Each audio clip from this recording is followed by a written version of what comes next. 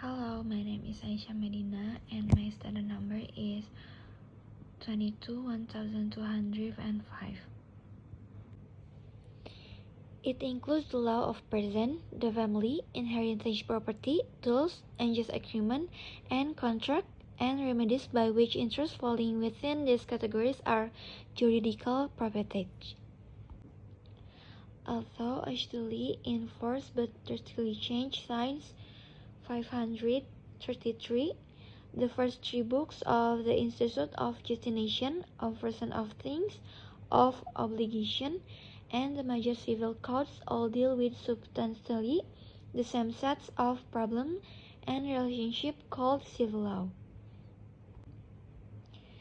Technically, the civil law includes only the law of person, natural and legal, the family, inheritance, property, and obligation.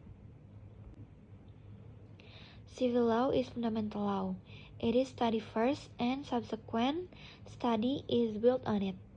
No society is able to live in an orderly way without an aggregate of rules governing the relation among the persons who are charged with enforcing their observance.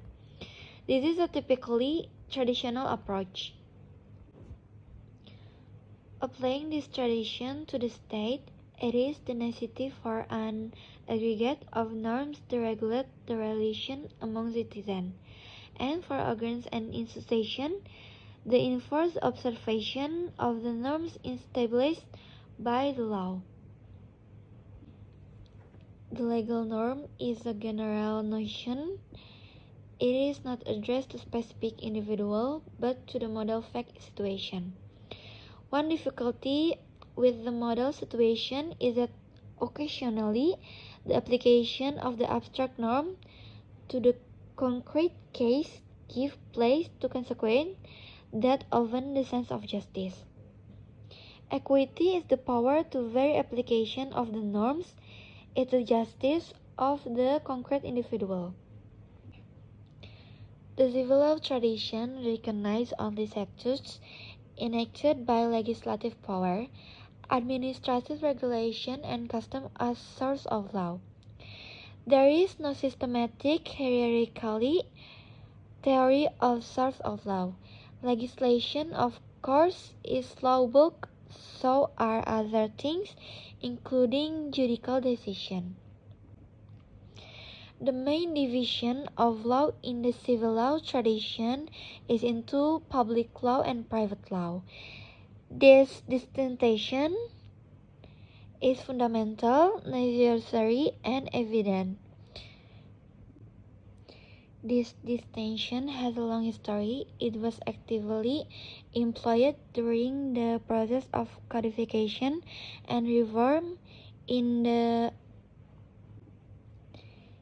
19th century and become basic to the systematic reconstruction of the legal order. The codified civil law was the heart of private law, and the dominant concept of the codes were individual private property and individual freedom of contract. The emphasis on right of property and contract in the codes guaranteed individual right against intrusion by the state. The civil code were thought of serving a constitutional function. Any principle of private law that were incorporated in the codes received their validity not from their previous exchange, but from their incorporation and reenactment in codified form.